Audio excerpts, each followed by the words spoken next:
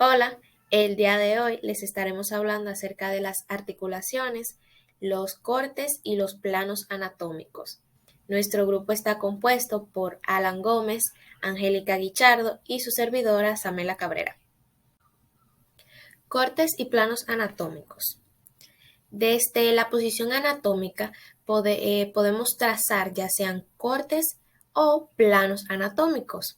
Estos planos o estos cortes nos permitirán comprender mucho mejor la situación o la dirección en que se encuentran las estructuras de nuestro cuerpo. Planos anatómicos. En base a la posición anatómica se trazan tres planos imaginarios. Generalmente se habla de secciones, cortes o planos, pero solo cuando se dividen al cuerpo completo, es decir, estos no pueden ser aplicados a órganos. Los planos anatómicos son tres. Estos los podemos ver en la pantalla. Está el plano coronal, el plano medio o sagital y el plano transversal. Ahora bien, el plano coronal. Este es el plano que se traza a través de la línea longitudinal media. Es decir, que pasa por las orejas y divide el cuerpo en dos secciones, es decir, la parte anterior y la parte posterior. Este recibe su nombre, es decir, se llama coronal debido a que pasa por la sutura coronal, es decir, por la articulación del hueso frontal con los dos huesos parietales. También tenemos el plano sagital. Este es la línea media perpendicular al plano coronal que divide el cuerpo u órgano en dos partes simétricas, derecha e izquierda. Y tenemos el plano transversal, que divide el cuerpo en una mitad inferior y una mitad superior. Los planos paralelos se denominan paracoronal, paramediano, es decir, paramediano sagital, y el parahorizontal respectivamente. Aunque ya hablamos acerca de los planos anatómicos, cabe destacar lo que son los cortes anatómicos. Bueno, debido a las líneas de las cuales mencionamos anteriormente, se puede generar la posibilidad de realizar estos cortes a través de ellas. Entonces, estos cortes nos permiten observar estructuras más internas del cuerpo humano. Bueno, como ya hablamos anteriormente acerca de qué son los cortes anatómicos, en pantalla podemos ver que estos cortes son 5. El corte coronal, el corte longitudinal, el corte medial, el sagital y el transversal medio. El corte coronal es aquel corte que se realiza a través de la línea longitudinal que pasa por las orejas. Este es muy parecido a lo que es el plano coronal. Este corte divide el cuerpo en dos partes no necesariamente iguales, anteriores y posteriores. Este recibe el nombre porque pasa por la sutura coronal. Esto lo había mencionado anteriormente en el plano coronal. Esto es decir, la sutura coronal, la cual es la articulación del hueso frontal con los huesos parietales. El corte longitudinal, estos se realizan a través de las líneas parietales paralelas a la línea longitudinal media o coronal. Estas son líneas también longitudinales, pero anteriores o posteriores a la línea coronal. Los cortes mediales, bueno, este corte puede ser realizado en la posición anatómica. La línea media perpendicular al plano longitudinal que divide el cuerpo en dos partes iguales.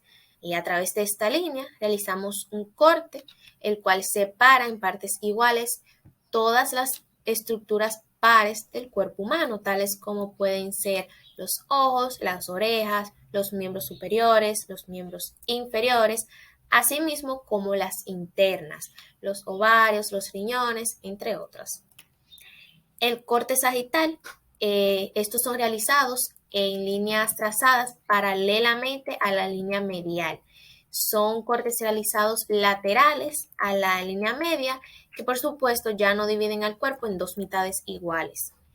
Y por último, el corte transversal medio. Este es el corte que se realiza de manera horizontal y perpendicular al corte medial. Este pasa a través del ombligo y divide el cuerpo en dos mitades, superior e inferior. Bueno, como podemos ver en pantalla, estaremos hablando a continuación sobre lo que son las articulaciones. Como manera de dar una pequeña introducción rápida, podría decirse que los puntos donde dos elementos esqueléticos se contactan son las articulaciones. Las dos categorías generales de articulaciones son aquellas en las que dos elementos esqueléticos quedan separados por una cavidad. Estas serían las articulaciones sinoviales. Y aquellas en las que no hay cavidad y los componentes se mantienen unidos por tejido conjuntivo. Estas serían las articulaciones sólidas. Como un dato curioso, podría decirles que los vasos sanguíneos que irrigan una articulación y los nervios que inervan los músculos que actúan sobre la articulación suelen aportar ramas articulares a esta articulación. A continuación, mi compañera Angélica y yo, Alan Gómez, les estaremos hablando sobre lo que son articulaciones se pueden clasificar en diferentes tipos. Una de estas clasificaciones son las articulaciones sólidas. Estas son conexiones entre elementos esqueléticos en las que las superficies adyacentes están unidas entre sí, ya sea por un tejido conjuntivo fibroso o por cartílago. Habitualmente es por un fibrocartílago. Los movimientos en estas articulaciones son mucho más restringidos que en las articulaciones sinoviales, que veremos más adelante. Se puede decir que casi no hay ningún tipo de movimiento. También tenemos las articulaciones fibrosas, que estas incluyen suturas, gónfosis y sindesmosis. Las suturas se ven únicamente en el cráneo, donde los huesos adyacentes están unidos por una fina capa de tejido conjuntivo denominado ligamento sutural. La gónfosis solo se sitúa entre los dientes y el hueso adyacente en estas articulaciones. Las fibras cortas de tejido de colágeno en el ligamento periodontal discurren entre la raíz dentaria y la cavidad ósea. También tenemos lo que es la sindesmosis entre este tipo de articulaciones, que estas son articulaciones en las que los dos huesos adyacentes están unidos por un ligamento. Por ejemplo, el ligamento amarillo que conecta la lámina vertebral adyacente, o por una membrana interósea, la cual une, por ejemplo, el radio y el cúbito del antebrazo. También tenemos lo que son las articulaciones cartilaginosas, que son aquellas que unen huesos con cartílagos. Esta incluye lo que son la sincondrosis y la sínfisis.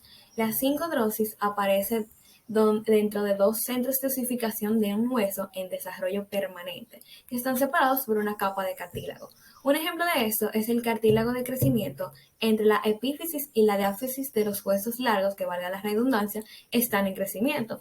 Estas articulaciones permiten el crecimiento óseo y eventualmente que se osifiquen por completo. También tenemos lo que es la sínfisis, que surge dentro de dos huesos separados que se interconectan por cartílago. La mayoría de este tipo de articulaciones aparecen en la línea media e incluye lo que es la sínfisis del pubis entre los dos huesos coxales y los discos intervertebrales entre las vértebras adyacentes. Ahora yo les estaré hablando sobre lo que son las articulaciones sinoviales.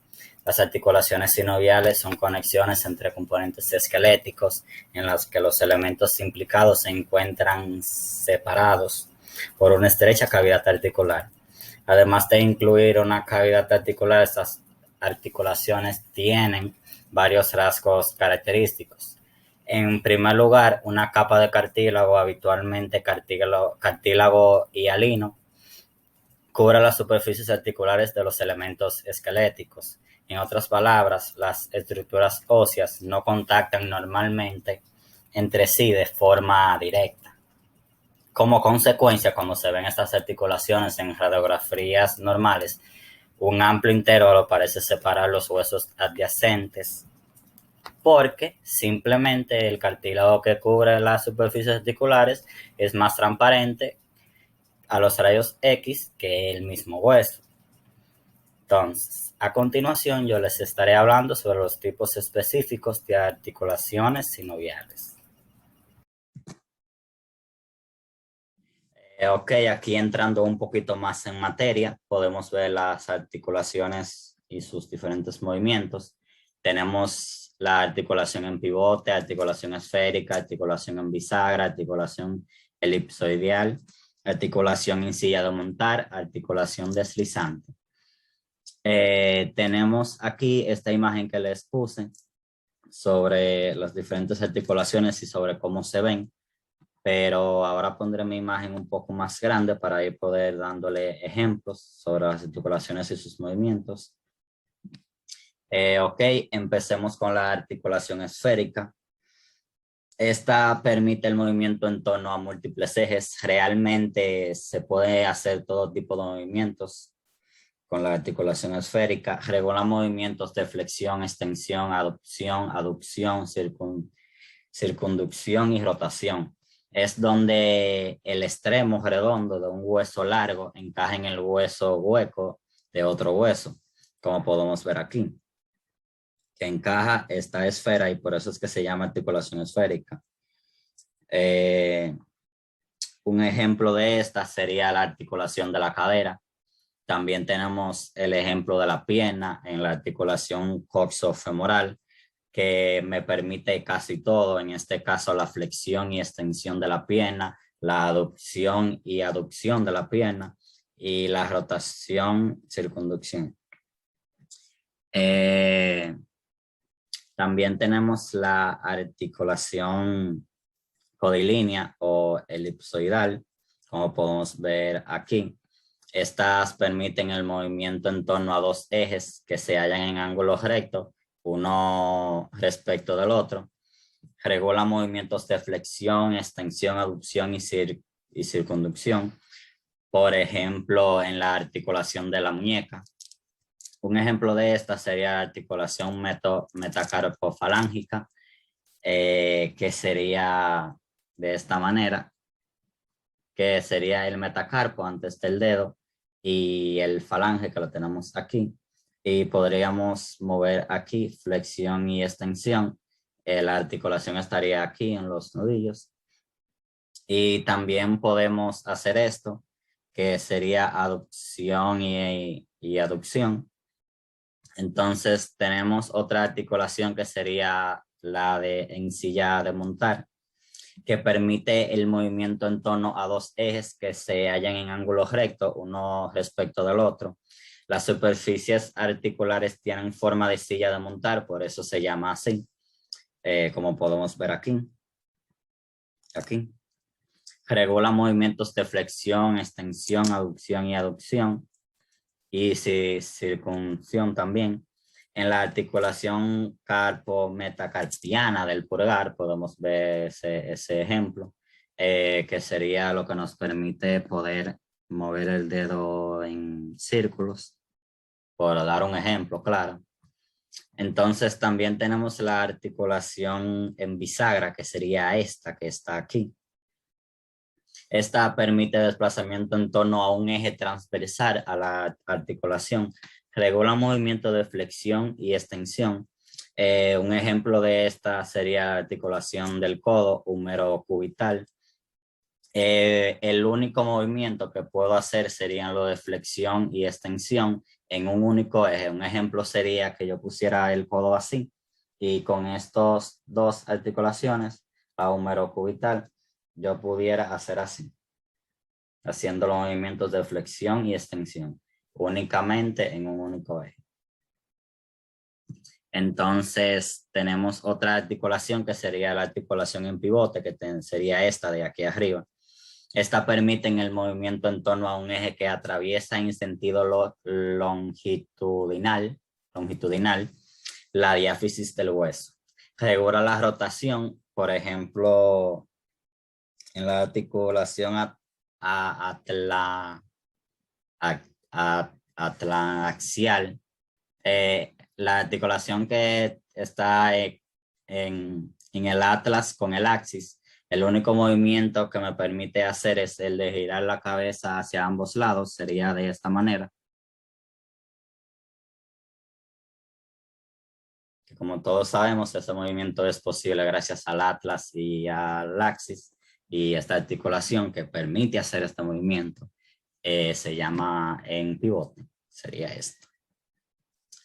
Entonces también tendríamos las articulaciones planas. Las articulaciones planas que permiten movimientos de deslizamiento cuando un hueso se desplaza sobre la superficie de otro. Tenemos el ejemplo de la articulación no les enseñé, es esta de aquí. También es llamada articulación deslizante, por si no lo sabían, esta. Articulaciones planas o articulación deslizante. Pues sí, como le decía, un ejemplo de esta sería la articulación acromioclavicular y también en las articulaciones intercarpianas que están en las manos. Esto sería todo por las articulaciones sinoviales y sus diferentes movimientos. Muchísimas gracias. Muchísimas gracias. Eso fue todo para articulaciones, cortes y planos.